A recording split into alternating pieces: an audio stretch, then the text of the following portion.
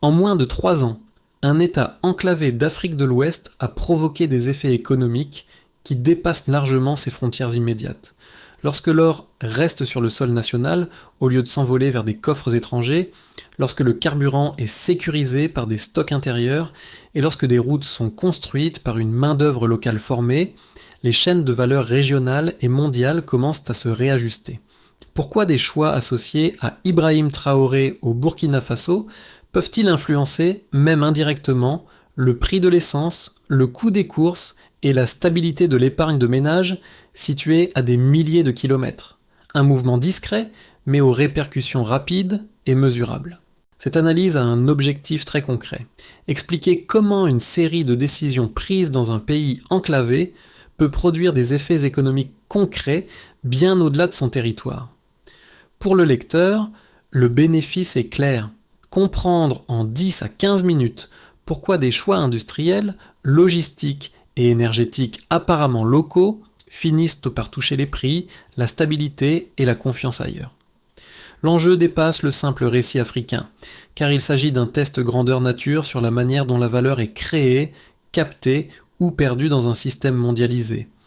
Si les paris portés par Ibrahim Traoré tiennent, ils montrent qu'un État peut réduire certaines dépendances structurelles sans disposer d'un accès maritime direct ni d'un poids financier dominant. Mais si ces paris échouent, les coûts ne seront pas uniquement nationaux. Marché plus volatile, chaînes d'approvisionnement fragilisées et pression accrue sur les acteurs extérieurs. C'est pourquoi cette histoire ne relève ni du symbole, ni de la rhétorique politique. Elle pose une question de fond: qui supporte réellement le prix lorsque les règles implicites de l'économie mondiale commencent à être modifiées, même par un acteur jugé périphérique? En moins de 3 ans, un changement précis s'opère. Une part plus importante de la valeur reste sur place au lieu de s'échapper. Le signal initial est simple et mesurable dans le récit source. Lorsque l'or est raffiné localement, plutôt qu'exporté brut, les recettes fiscales augmentent, la contrebande recule et les signaux de prix se déplacent. Ce point marque un basculement stratégique associé à Ibrahim Traoré, non pas comme un geste symbolique, mais comme une modification du point de contrôle dans la chaîne de valeur. Pendant des années, le Burkina Faso extrayait des ressources de son sol sans maîtriser l'étape où la valeur se cristallise réellement. L'essentiel des bénéfices quittait le territoire par avion, laissant derrière lui des emplois fragmentés et une dépendance structurelle aux intermédiaires étrangers. Le mini-reveal tient dans ce déplacement apparemment technique. Contrôler le raffinage, c'est influencer la fiscalité, la traçabilité et la crédibilité auprès des marchés. Les fonds de pension indexés sur l'or, les bijoutiers et les acteurs financiers qui observent la relation entre métal et dollar réagissent à ce type de changement, même lorsqu'il provient d'un pays enclavé. Ce n'est pas de la métallurgie isolée, mais une reconfiguration discrète des incitations. À ce socle s'ajoute un second élément de contexte: l'accès à l'énergie et au carburant. Un État sans façade maritime est habituellement exposé aux chocs logistiques extérieurs. En sécurisant des passerelles côtières et des stocks intérieurs, le Burkina Faso réduit la vulnérabilité immédiate des hôpitaux, des agriculteurs et des transporteurs, tout en comprimant les délais et la volatilité. Pris ensemble, ces choix forment un arrière-plan cohérent. Ils expliquent pourquoi l'histoire dépasse la politique intérieure et commence à toucher des chaînes régionales, voire transatlantiques. La question suspendue devient alors claire: cette reprise de contrôle peut-elle durer assez longtemps pour transformer un pari tactique en avantage structurel? Pour mesurer les effets précoces de ces choix, le récit source suit des trajectoires humaines plutôt que des tableaux macroéconomiques. Un exemple récurrent est celui de jeunes ouvriers formés localement pour construire et entretenir les routes, non comme sous-traitants temporaires, mais comme détenteurs d'un savoir durable. Ce déplacement est essentiel car il transforme une dépense d'infrastructure en investissement de capacité. Dans ce cadre, Ibrahim Traoré apparaît moins comme un protagoniste central que comme un point de convergence décisionnelle. Les projets avancent parce qu'ils déplacent la compétence vers l'intérieur, qu'il s'agisse de conduire un compacteur, de maintenir un avion ou de gérer une chaîne logistique. La route construite n'est pas seulement un ruban d'asphalte, elle permet à une infirmière d'atteindre un village pendant la saison des pluies, à un enseignant d'arriver à l'heure et à un agriculteur d'acheminer sa production sans perdre des jours entiers. Ces impacts précoces sont modestes pris isolément, mais cumulatifs. Chaque trajet sécurisé réduit un coût caché. Chaque délai supprimé améliore la fiabilité, qui devient une forme de capital politique silencieux. Dans le récit, l'État ne gagne pas par un discours, mais par la répétition d'actes fonctionnels. Le même schéma s'observe dans l'aviation relancée et dans les installations énergétiques. Remettre un avion en service exige une culture de maintenance, des formations certifiées et des procédures suivies hors caméra. Ces éléments n'attirent pas l'attention internationale immédiate, mais ils changent la perception interne de ce qui est possible. Le sens devient alors clair quand les services fonctionnent, la légitimité cesse d'être abstraite. La question suivante s'impose naturellement. Ces premiers gains peuvent-ils résister à la pression du temps et des chocs externes ? Au départ, la séquence s'ouvre sur une activation précise. Déplacer les points où la valeur échappe traditionnellement au contrôle national. Dans le récit source, cette activation concerne d'abord l'or, ensuite le carburant, puis les infrastructures physiques qui relient les deux. Avant, le métal quittait le territoire à l'état brut, les carburants arrivaient sous contraintes extérieures et les routes dépendaient largement d'acteurs parachutés. Après, le pari consiste à traiter, stocker et construire depuis l'intérieur, avec des équipes locales formées pour durer. La montée en intensité apparaît lorsque ces décisions cessent d'être isolées. La raffinerie d'or n'est plus un projet industriel parmi d'autres, mais un signal envoyé au marché. Le centre de gravité se déplace. Les stocks de carburant intérieurs réduisent les ruptures brutales, ce qui protège en priorité les hôpitaux, les transporteurs et les agriculteurs. Dans le même temps, des milliers de kilomètres de routes sont lancés, non comme un programme vitrine, mais comme une chaîne d'apprentissage technique continue. Le climax se situe là où les effets convergent. Une route praticable en saison des pluies permet à une clinique mobile de tenir ses tournées. Un accès énergétique plus stable prolonge les heures de travail des ateliers et des centres de formation. Un avion remis en service n'est pas seulement un symbole, mais le résultat d'un écosystème de maintenance, de contrôle et de certification. Dans cette phase, Ibrahim Traoré incarne moins une figure charismatique qu'un nœud où ses décisions se synchronisent. Les répliques bas commencent aussitôt. Réduire le rôle des intermédiaires crée des gagnants locaux, mais aussi des perdants invisibles dans l'ancien système. Les délais de transport raccourcis atténuent la volatilité des prix, ce qui modifie les anticipations des acteurs régionaux. En parallèle, la montée en compétences internes attire des regards extérieurs tantôt intéressés, tantôt méfiants. À mesure que les projets s'empilent, la question n'est plus de savoir s'ils sont ambitieux, mais s'ils sont soutenables. Une raffinerie exige des normes de sécurité constantes. Un réseau routier requiert un entretien régulier, au-delà de l'inauguration. Une compagnie aérienne consomme du capital organisationnel bien après le premier vol. Le récit insiste sur ce point, chaque succès initial crée une obligation de rigueur accrue. Ainsi, la ligne des événements dessine une trajectoire claire. Activation, montée en puissance, convergence, puis diffusion des effets. Le cœur du pari n'est pas la vitesse, mais la capacité à maintenir l'effort quand l'attention se détourne. C'est ici que se forme la tension centrale. Ces choix peuvent-ils résister à la pression politique, économique et sécuritaire sans perdre leur cohérence ? Le récit bascule ici vers des indicateurs concrets, non pour impressionner par des chiffres bruts, mais pour éclairer les mécanismes à l'œuvre. Le premier repère est simple, avant la valeur créée par l'extraction quittait largement le territoire. Après, une part plus importante est captée localement. Ce passage du brut au transformé agit comme un multiplicateur discret, car chaque étape supplémentaire conserve salaire, impôts et compétences dans le même espace économique. Un deuxième indicateur concerne le temps. Lorsque les carburants et les intrants doivent parcourir de longues distances sans stock tampon suffisant, la moindre perturbation provoque une flambée des coûts. A l'inverse, la constitution de réserves intérieures et l'accès sécurisé à des passerelles côtières raccourcissent les délais et amortissent les chocs. Dans le récit source, cette réduction de la volatilité est présentée comme un gain immédiat pour les secteurs sensibles: santé, agriculture et transport. Le troisième repère touche à la capacité humaine. Avant, De nombreux projets d'infrastructures dépendaient d'équipes étrangères temporaires. Après, la formation locale transforme chaque chantier en centre d'apprentissage. Un opérateur formé sur une route devient un technicien pour la suivante. Un mécanicien aéronautique certifié élève le standard de toute une équipe.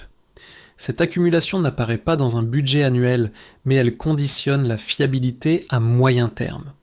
Pris ensemble, ces 3 lignes de preuve dessinent une dynamique claire associée à Ibrahim Traoré. La logique n'est pas de maximiser un indicateur isolé, mais de déplacer plusieurs baselines en même temps. Plus de valeur retenue, moins de rupture logistique et davantage de compétences opérationnelles. Chaque déplacement réduit un risque systémique, même s'il ne l'élimine pas. Le récit insiste toutefois sur les limites de cette lecture. Les chiffres seuls ne garantissent ni la sécurité industrielle ni la durabilité politique. Une raffinerie exige des contrôles continus. Des stocks de carburant doivent être gérés avec transparence. La formation doit suivre des normes sous peine de transformer un gain rapide en fragilité future. C'est ici que la preuve quantitative rejoint la gouvernance. Lorsque les audits sont publiés à temps, que les procédures sont respectées et que les données restent traçables, les indicateurs cessent d'être contestés. Ils deviennent des repères partagés à l'intérieur comme à l'extérieur du pays. À défaut, les mêmes chiffres peuvent être retournés contre le projet. Ainsi, la valeur des preuves ne tient pas seulement à leur existence, mais à leur cohérence dans le temps. Dans le cas présenté, les baselines déplacées suggèrent une amélioration réelle de la résilience économique. La question suspendue n'est donc plus de savoir si ces effets sont mesurables, mais s'ils peuvent être maintenus lorsque les conditions deviennent moins favorables. Une lecture critique solide commence par prendre au sérieux les objections les plus fortes, plutôt que de les caricaturer. La première consiste à dire que ces projets consentent trop de risques en même temps. Raffiner l'or, sécuriser l'énergie, reconstruire des routes et relancer une aviation nationale exigent des capacités administratives élevées, souvent difficiles à maintenir dans un contexte sécuritaire instable. Selon cette lecture, la multiplication des chantiers accroît la probabilité d'erreurs, de retard et de dérive de coûts. La deuxième objection porte sur la gouvernance. Lorsque l'État devient un acteur central de la transformation industrielle, la tentation existe de politiser les décisions techniques. Des normes de sécurité peuvent être contournées, des appels d'offres biaisés ou des opérateurs promus avant d'avoir acquis l'expérience nécessaire. Dans ce scénario, les gains initiaux masquent une fragilité structurelle qui n'apparaît qu'après plusieurs cycles. Une troisième critique concerne l'environnement extérieur. Réduire le rôle des intermédiaires traditionnels modifie des équilibres établis. Cela peut susciter des réactions hostiles allant de la pression financière à des formes plus indirectes de sabotage. Pour un pays enclavé, ces frictions peuvent rapidement se traduire par des blocages logistiques ou des surcoûts imprévus. Ces arguments sont cohérents et doivent être pris au sérieux. La réponse proposée dans le récit n'est pas idéologique mais procédurale. Elle repose sur un principe simple: la fiabilité bat l'ambition lorsque les deux entrent en tension. Les projets associés à Ibrahim Traoré ne sont présentés comme crédibles que s'ils respectent des audits réguliers, des formations certifiées et une transparence minimale sur les résultats. Autrement dit, le pari n'est pas que l'État fera tout parfaitement, mais qu'il déplacera progressivement le standard attendu. Si une raffinerie est inspectée sans complaisance, si une route est entretenue après l'inauguration, et si une compagnie aérienne respecte ses cycles de maintenance, alors les critiques perdent leur force prédictive. A l'inverse, le moindre relâchement confirme immédiatement les craintes exprimées. La tension est donc réelle et structurante. Elle ne se résout ni par un slogan, ni par une promesse politique. Elle se tranche dans la répétition quotidienne des procédures. La question ouverte devient alors centrale. Dans la durée, quel camp sera le plus discipliné? Celui qui parie sur la compétence ou celui qui mise sur son effritement? Ce point marque le véritable milieu du récit, car il déplace l'attention des projets vers leur capacité à tenir dans le temps. Jusqu'ici, routes, raffineries, énergie et aviation pouvaient être lus comme une accumulation d'initiatives ambitieuses. À ce stade, ils apparaissent plutôt comme des tests répétés de crédibilité, observés par des acteurs qui n'ont pas besoin de déclaration officielle pour juger. La révélation tient dans ce glissement discret. Lorsque les systèmes fonctionnent sans incident majeur, le risque perçu commence à baisser. Les assureurs posent moins de questions existentielles et davantage de questions techniques. Les partenaires financiers s'intéressent quant au calendrier et aux procédures plutôt qu'aux intentions. Ce changement n'est pas spectaculaire, mais il modifie profondément la position de négociation d'un État. Dans le récit source, ce moment correspond à une inversion silencieuse. Au lieu de supplier pour l'accès, le pays peut imposer des standards. Les projets portés sous l'autorité d'Ibrahim Traoré cessent alors d'être évalués comme des paris politiques pour être lus comme des systèmes opérationnels. Ce basculement explique pourquoi la pression augmente précisément lorsque les premiers résultats deviennent crédibles. Plus la fiabilité s'installe, plus elle dérange ceux qui prospéraient sur l'instabilité. La question n'est donc plus seulement interne. Elle devient stratégique. Qui acceptera de traiter avec un acteur jugé fiable selon ses propres règles? Les effets les plus visibles apparaissent lorsque l'analyse quitte le niveau des projets pour observer leurs répercussions sur 4 groupes distincts. Du point de vue de l'État, la première conséquence est une réduction progressive de certaines vulnérabilités. Lorsque l'or est traité localement, lorsque le carburant est stocké à l'intérieur, et lorsque les routes restent praticables plus longtemps, la capacité de planification s'améliore. Les autorités disposent de marges de manœuvre légèrement plus larges face aux chocs climatiques, logistiques ou financiers, même sans éliminer tous les risques. Pour les entreprises locales, l'impact se situe surtout dans la prévisibilité. Des délais de transport plus courts et plus stables réduisent les pertes liées à la détérioration des marchandises. L'accès à une énergie plus fiable permet d'allonger les heures de production et de sécuriser des contrats qui auraient été jugés trop risqués auparavant. Dans ce cadre, les choix associés à Ibrahim Traoré ne créent pas instantanément une croissance spectaculaire, mais ils abaissent les coûts invisibles qui freinaient l'activité. Les ménages ressentent ces effets de manière plus diffuse, mais tout aussi réelle. Une route entretenue signifie moins de jours perdus pour accéder à un marché, une école ou une clinique. Une chaîne d'approvisionnement énergétique moins volatile réduit les coupures et limite les hausses brutales de prix pour les biens essentiels. Ces gains n'apparaissent pas comme des dividendes immédiats, mais comme une diminution constante de la friction quotidienne.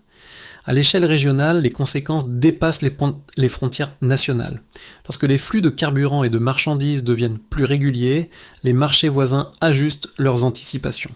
La volatilité recule légèrement, ce qui bénéficie aux pays interconnectés par les routes, les ports et les corridors commerciaux. Dans le récit source, cette stabilisation est décrite comme un mécanisme indirect mais cumulatif. Ces 4 perspectives convergent vers un même point. La valeur du changement ne réside pas dans un projet isolé, mais dans l'alignement de plusieurs systèmes fonctionnels.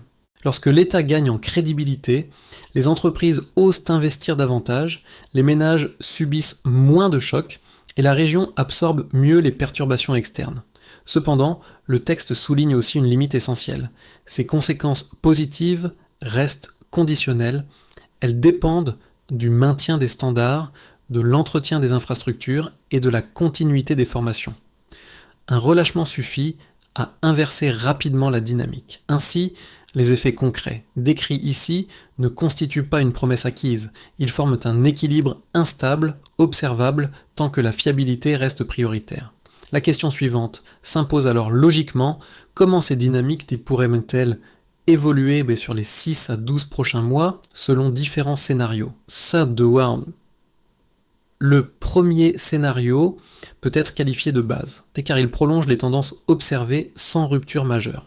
Les projets avancent à un rythme inégal, certains plus vite que prévu, d'autres freinés par des contraintes administratives ou sécuritaires. La raffinerie fonctionne de manière intermittente mais conforme, les stocks de carburant amortissent les chocs les plus visibles, et l'entretien routier suit sans exceller. Dans cette configuration, la crédibilité progresse lentement, suffisante pour stabiliser, insuffisante pour transformer en profondeur. Le scénario optimiste repose sur une condition clé, la discipline opérationnelle tient. Les audits sont publiés à temps, Les formations suivent les normes et les procédures résistent aux pressions politiques. La raffinerie atteint une cadence régulière, l'aviation maintient ses standards de sécurité et les infrastructures routières passent avec succès leur première épreuve du temps. Dans ce cas, les choix portés par Ibrahim Traoré commencent à être perçus comme un modèle reproductible plutôt qu'une exception risquée. Les partenaires extérieurs ajustent leurs exigences, non pour imposer, mais pour s'aligner sur des systèmes jugés fiables. Le scénario pessimiste, enfin, s'ouvre si la cohérence se fissure. Un incident de sécurité, un scandale de passation de marché ou une formation insuffisante peut suffire à inverser la narration. La raffinerie devient alors un symbole contesté, les routes se dégradent plus vite que prévu et la compagnie aérienne consomme du capital sans restaurer la confiance. Dans ce contexte, les critiques initiales gagnent en crédibilité et la pression extérieure s'intensifie. Ces trois trajectoires ne sont pas des prédictions, mais des cadres de lecture. Elles montrent que l'enjeu principal n'est pas l'ambition affichée, mais la capacité à maintenir des standards lorsque l'attention se détourne. La recommandation implicite est donc méthodologique, juger les projets non sur leurs annonces, mais sur leur comportement répété face à des tests ordinaires. À ce stade, une question reste ouverte pour le lecteur. Quels signaux concrets permettront de distinguer, dans les prochains mois, une trajectoire de fiabilité durable d'un simple alignement temporaire des circonstances? À ce stade, l'analyse peut sembler lointaine, mais ses implications deviennent plus tangibles lorsqu'on change d'angle et qu'on observe les effets par groupe. Pour les consommateurs éloignés géographiquement, notamment dans les économies importatrices, la stabilité compte souvent plus que l'origine. Des chaînes logistiques moins volatiles signifient des prix de l'énergie et des matières premières moins exposés aux chocs soudains, ce qui se traduit par une pression moindre sur les budgets quotidiens. Pour les acteurs économiques intermédiaires, la question est celle de la prévisibilité. Quand les routes restent ouvertes, que l'électricité est plus régulière et que les délais cessent d'être aléatoires, les décisions d'investissement deviennent moins spéculatives. Ce changement n'est pas spectaculaire, mais il modifie la façon dont les risques sont évalués et intégrés dans les contrats. Un troisième groupe est souvent oublié, les communautés locales directement liées aux infrastructures. Une école qui reste ouverte, une clinique accessible en saison des pluies ou un atelier qui fonctionne après la tombée de la nuit produisent des effets cumulatifs. Ils réduisent l'incertitude quotidienne et libèrent du temps et de l'énergie pour autre chose que la gestion des urgences. Pour le lecteur, ces trois niveaux offrent un point d'ancrage simple. Il ne s'agit pas d'adhérer à un récit politique, mais d'observer des critères concrets. Régularité, entretien, continuité. Une suggestion utile consiste à suivre ces histoires non par les annonces, mais par les signaux discrets, comme la durée de fonctionnement sans incident ou la répétition des services rendus. Ce changement de regard transforme la réception de l'information. Au lieu de consommer un titre de plus, le lecteur devient attentif à la qualité des systèmes. La question suivante devient alors personnelle et pratique. Quels indices dans votre propre environnement vous permettent de distinguer un progrès durable d'un simple effet d'annonce? À ce stade du récit, les solutions ne prennent pas la forme de grandes déclarations, mais d'une séquence d'actions vérifiables. La première étape concerne la normalisation. Chaque projet, qu'il s'agisse de la raffinerie, des routes ou de l'aviation, doit être mesuré par des standards clairs, publiés et suivis dans le temps. Sans ces repères, la performance reste discutable et la confiance fragile. La deuxième étape touche à la formation continue. Former une cohorte initiale ne suffit pas. Les compétences de mots doivent être renouvelées, évaluées et transmises afin que les départs individuels ne fragilisent pas l'ensemble du système. Dans cette logique, les choix associés à Ibrahim Traoré ne prennent sens que s'ils produisent pour des équipes capables de fonctionner sans intervention exceptionnelle. La troisième étape concerne la transparence opérationnelle. Audit régulier, calendrier réaliste et publication des incidents mineurs permettent d'éviter que de petits écarts deviennent des crises majeures. Cette transparence agit comme un amortisseur politique, car elle réduit l'espace des rumeurs et des récits hostiles. La quatrième étape relève de la coordination. Les routes, L'énergie, l'industrie et la logistique aérienne ne génèrent un effet de levier que lorsqu'elles avancent ensemble. Un maillon isolé peut fonctionner, mais il ne transforme pas la dynamique générale. Enfin, la mesure finale reste simple. Non pas ce qui est annoncé, mais ce qui fonctionne après plusieurs cycles d'usage. Une infrastructure entretenue, un service répété sans interruption et une capacité à corriger les erreurs sans perdre le cap. Cette feuille de route n'offre aucune garantie absolue. Elle propose une méthode. La question qui demeure est alors directe: ces principes seront-ils appliqués avec la même rigueur lorsque l'attention internationale se déplacera ailleurs? Le récit peut maintenant revenir à ce qu'il a traversé depuis le début, la compétence ordinaire comme source de transformation. Les routes, les avions et les installations industrielles n'ont jamais été présentés comme des exploits isolés, mais comme des gestes répétés qui finissent par modifier la perception collective. Ce motif, déjà visible dans les premiers exemples humains, trouve ici sa cohérence. Dans cette trajectoire, Ibrahim Traoré n'apparaît pas comme un héros solitaire, mais comme le point d'articulation d'un choix plus large, celui de privilégier la fiabilité à l'effet d'annonce, l'entretien à la célébration et la continuité à la vitesse. Ce choix est moins spectaculaire qu'un discours, mais il laisse des traces plus durables. Le rappel est volontairement sobre. Une route qui tient après la saison des pluies, un avion qui vole sans incident, un service public qui fonctionne un jour de plus sans rupture. Ces images constituent le véritable motif de rappel du récit, car elles incarnent une promesse tenue sans emphase. La phrase qui s'impose est simple: la dignité se mesure à ce qui fonctionne quand personne ne regarde. Elle résume l'enjeu sans le dramatiser. Si cette logique s'enracine, les projets cessent d'être défendus par des mots et commencent à se défendre par leurs résultats. C'est sur cette base émotionnelle, calme mais exigeante, que peut s'ouvrir la dernière partie.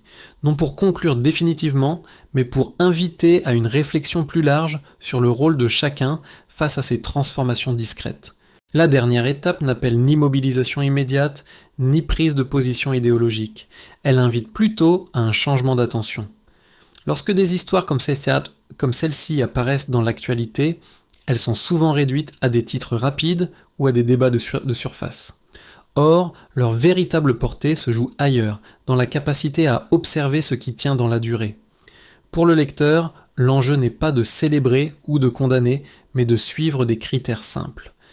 Les infrastructures fonctionnent-elles encore après plusieurs saisons? Les services restent-ils accessibles lorsque l'urgence disparaît des écrans? Les standards annoncés continuent-ils d'être appliqués lorsque la pression médiatique retombe? Dans ce cadre, le pari associé à Ibrahim Traoré dépasse le cas d'un seul pays. Il pose une question plus large sur la manière dont le monde reconnaît ou ignore les trajectoires fondées sur la compétence plutôt que sur la dépendance. Observer ces évolutions avec rigueur devient déjà une forme de participation. La question finale reste donc ouverte et volontairement simple. Lorsque des projets discrets produisent des effets réels, que choisissons-nous de soutenir? Le récit le plus bruyant ou les résultats qui persistent sans réclamer d'applaudissements?